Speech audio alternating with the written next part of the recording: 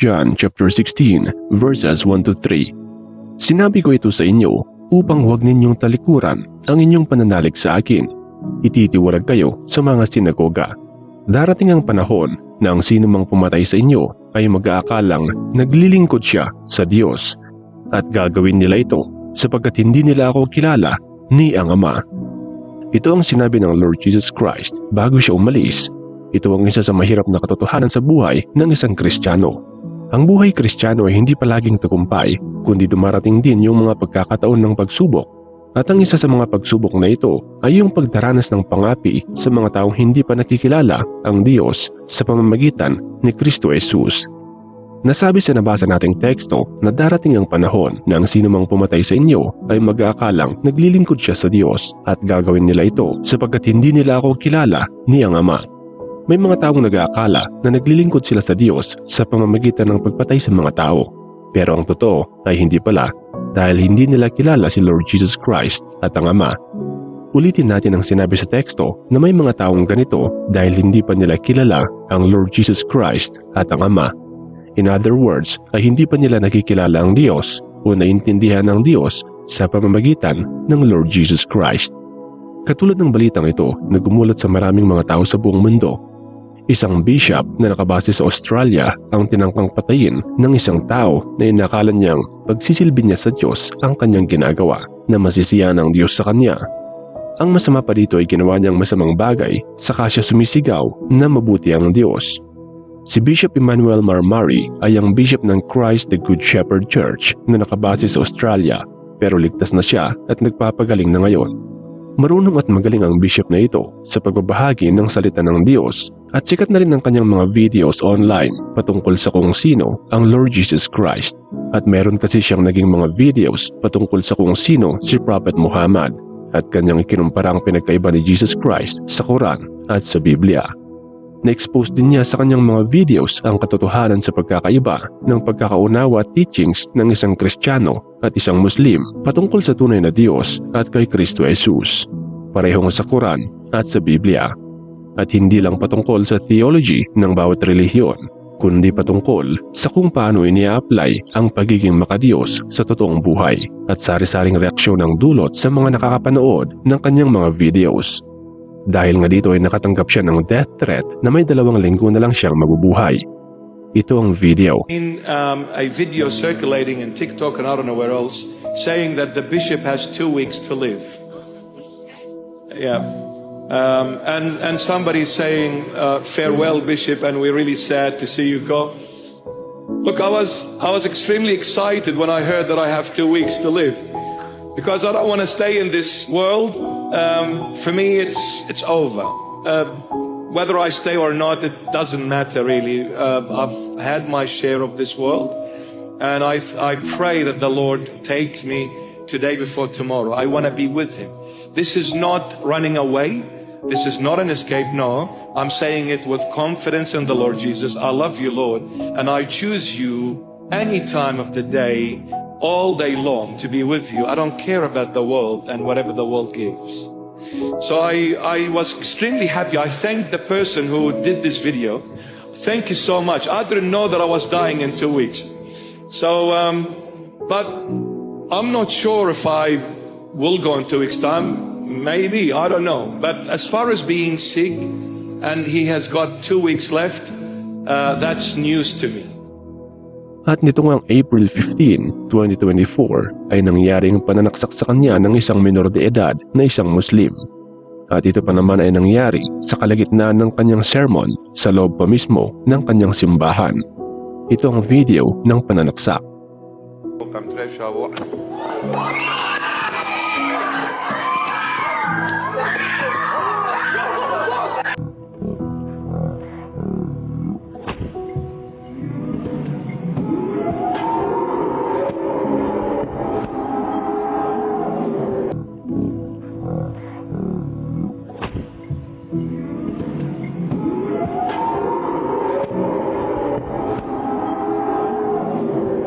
Ito naman ang isa pang video na sinasabi ng taong sumaksak ang dahilan kaya niya ginawa ang masamang gawain.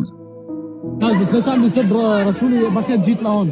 اذا عم يدخل حلب ديني ما كنت جيت لهون، بس هو عم يدخل حلب ديني. هي دين هي دين اذا هو حكى هي دين هي دين الشيطان مالتك حبيبي. اذا الفارس فارس جود بوي روح على شيطانك شوف شو يسوي عليك. اذا هو بس حكى عن دينه ما كنت جيت، بس لا بده يتعشى حوله. يلا بس ليش عم يسب رسولي ما كنت جيت لهون. اذا عم يدخل حلب ديني ما كنت جيت لهون، بس هو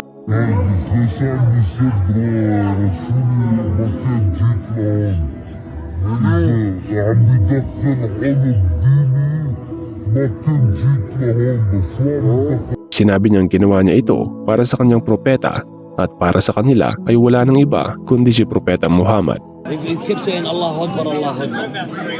He was saying that? Yeah. Wow, okay. Allahu Akbar, Allahu Akbar. He kept saying Allahu Akbar, Allahu Akbar. He was saying that? Yeah. Wow, okay. Allahu Akbar, Allahu Akbar. Ngayon, base sa pangyayaring ito, kung ikaw ay isang taong bihasa sa salita ng Diyos through the Lord Jesus Christ, ay alam na alam mo na ang pinagmumulan ng pag-iisip na ganito na walang iba kundi mula sa Diablo. At alam mo na rin kung saan patutungo ang ganitong klase ng mga tao sa kabilang buhay. Patungo sila sa eternal na pagkasira kapag nagpatuloy silang walang nalalaman sa tunay na salita ng Diyos. At siguradong malulungkot ang Diyos na marami sa kanyang mga taong nilikha ang masisira dahil lang sa walang kaalaman sa kanyang will o nais sa pamamagitan ni Kristo Jesus. Revelation chapter 21 verse 8. Subalit para naman sa mga duwag, taksil, mga gumagawa ng mga kasuklam-suklam na bagay, mga mamamatay tao, mga nakikiapid, mga nangkukulam, mga sumasamba sa Diyos-Diyosan at sa lahat ng mga sinungaling, ang magiging bahagi nila ay sa lawa ng nagliliyab na apoy at asupre. Ito ang pangalawang kamatayan. Dito natin mapagtatanto ang negatibong dulot kapag ang mga tao ay maging patuloy na mangmang patungkol kay Kristo Jesus. Dahil kapag ganitong nangyayari ay madali lang silang nagagamit ng Diablo para gawin ang pagnanakaw, paninira at pagpatay na misyon nito. Katulad sa nakita natin na umatake kay Bishop Parmari. Siya ang ginamit naman ng kasamaan para mag-cause ng chaos at talagang tinatarget nila yung mga naglalathala ng magandang balita patungkol kay Kristo Jesus. John chapter 10 verses 14 to 15. Ako nga ang mabuting pastol. Kung paanong kilala ako ng Ama at siya'y kilala ko, gayon din naman, kilala ko ang aking mga tupa at ako na may kilala nila at iniaalay ko ang aking buhay para sa aking mga tupa. Sa pamamagitan lamang ng Lord Jesus Christ, makikilala ng isang tao ang tunay na Diyos Ama. Namatay ang Lord Jesus Christ para sa kanyang kawan at ang tunay niyang kawan ang nakakarinig ng kanyang tinig na siyang sumusunod kapag siya ay tumatawag. Kung kilala ng isang mananampalatayang Diyos sa pamamagitan ng Lord Jesus Christ, ay hinding-hindi nila magagawa ang pumatay ng buhay ng isang nilalang na ginawa ng Diyos sa kanyang imahe mismo. Hinding-hindi maisip ng isang taong tunay na anak ng Diyos na masisiyahan ng Diyos kapag sinisira niya ang ginawa ng Diyos ng may buong pag-ibig. Tandaan natin na ang tao ay ginawa ng Diyos sa kanyang image and likeness. At hindi natin ito dapat sinisira kapag tunay na iniibig natin ang Diyos. Genesis chapter 1 verse 27. Nilalang nga ng Diyos ang tao ayon sa kanyang larawan. Sila'y kanyang nilalang na isang lalaki at isang babae. Ginawa tayo ng Diyos sa kanyang larawan. Kaya kung may mga taong papatay o sisira sa kanyang mga larawan, ito ay maliwanag na paglapastangan sa nilikha ng Diyos. Kaya napakahalaga na may pangaral sa lahat ng tao kung sino ang Lord Jesus Christ dahil siya lang ang nag-iisang daan para makilala kung sino ang Diyos. Hindi pa rin sapat ang mga naunang propeta ng Diyos sa Old Testament na sina Moises at ng mga iba pa para maipakilala at i-represent ang Diyos. Romans chapter 3 verses 23 to 24. Sapagkat ang lahat ay nagkasala at walang sino mang nakaabot sa kaluwalhatian ng Diyos.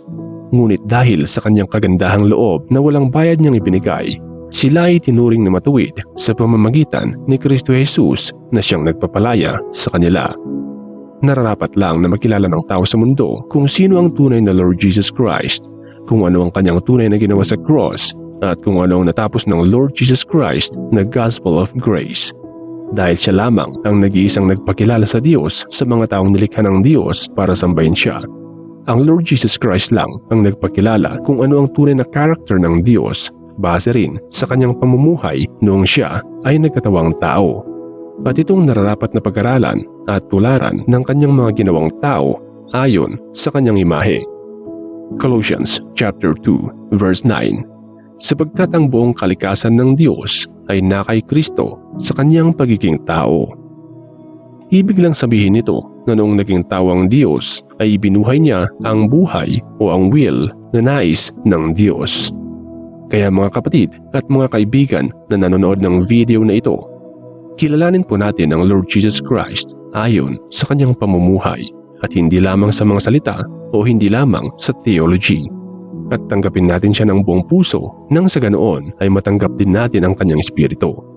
Dahil kapag natanggap natin ang kanyang espiritu ay hindi tayo mawawala sa tunay na nais ng Diyos dahil mapapasa atin din ang pag-iisip ni Kristo Jesus. 1 Corinthians chapter 2 verses 15 to 16. Nauunawaan ng taong nagtataglay ng espiritu ang kahalagahan ng lahat ng bagay. Ngunit hindi siya naunawaan ng taong hindi nagtataglay ng espiritu. Sino ang nakakaalam ng pag-iisip ng Panginoon? Sino ang makakapagpayo sa Kanya? Ngunit nasa atin ang pag-iisip ni Kristo.